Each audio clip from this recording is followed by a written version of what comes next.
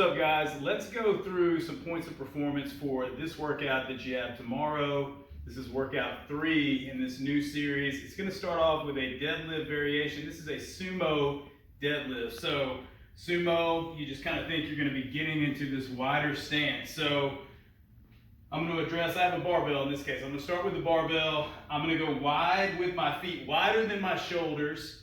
I'm going to angle my toes out maybe 15, maybe even 30 degrees. So what I'm doing here, just like any deadlift, I'm going to hinge, or I'm going to drive my hips backwards, and I'm going to keep my spine angle the same. I'm going to have a grip about as narrow as maybe just right into the inside of my knees. I'm going to start here because the weight is kind of light with just an overhand grip on the barbell. I'm going to drive my feet into the ground, creating tension. I'm coming up, squeezing my butt. Under control, back down, driving back up. So if you look at this from this profile position, wide with my feet, right outside of shoulder width, toes slightly pointed out. My hand grip is going to be about here. Elbows are just going to be right inside of my knees. Notice my head and neck in line with my spine. I'm going to drive my heels through the ground. Hips become straight because I'm squeezing my butt at the top. I reverse that by driving my hips back. Spine angle stays straight, up. We cycle through them. All right, let's say you don't have a dumbbell or a barbell, but you have a dumbbell. I can get the dumbbell in this tall position sitting on the floor. It's right underneath my center of mass. Feet are still nice and wide. This thing's gonna try to hit me. It's all right, I can take it. Drive my butt back, squeeze my butt at the top. Dumbbell comes right underneath the business, if you know what I mean. Be careful, back down. Notice spine angle stays the same. All right, you don't have a dumbbell. No problem, we can lift our ruck. Same thing, wide foot stance, driving butt back. Find the handle of your ruck, coming up. I still didn't find mine, there it is. Up, squeezing my butt, driving my butt back. This is the start position. Look at this, it's a deadlift. What am I trying to do when I'm deadlifting something? I'm picking something off the floor and bringing it up. All right, brings us to the next move.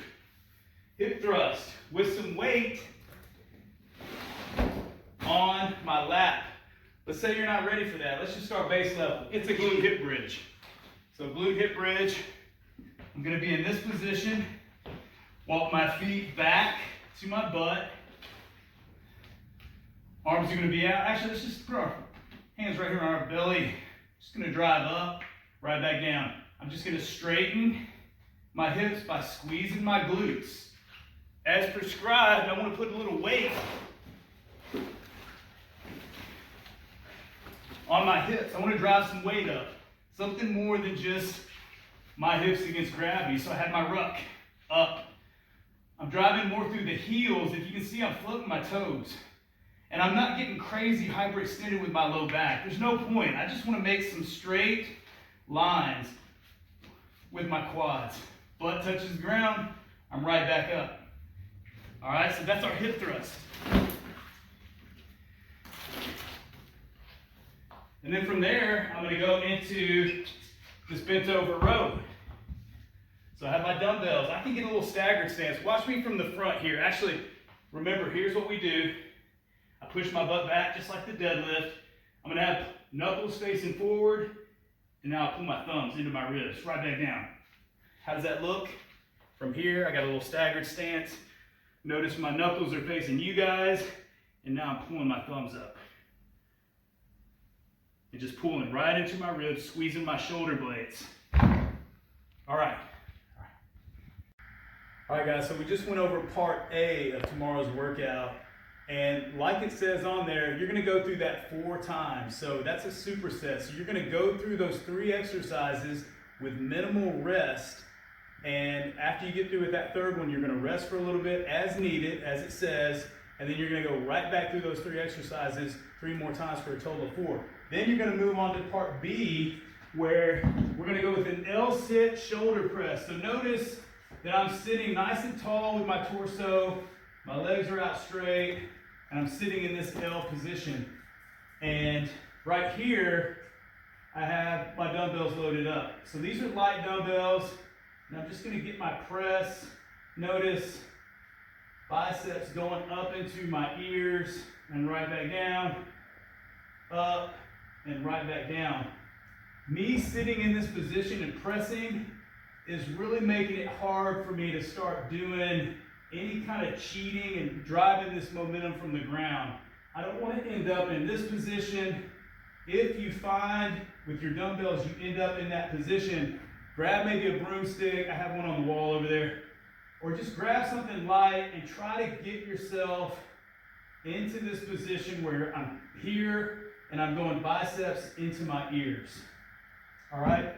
So from that, I'm going to get into this B up where I'm laying nice and long here in this position, and I'm going to bring my upper back up off the ground, right back down, up.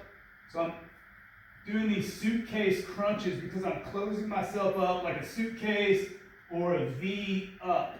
All right, so notice I'm trying to get my upper back off the ground and trying to get my legs, and I want to meet in that top position. All right, this is going to require some light dumbbells. Once again, I'm going to get into this position where I'm in a half kneeling position. Why am I in this position? Because it is going to be harder, once again, for me to cheat when I'm trying to strengthen my shoulders, all right?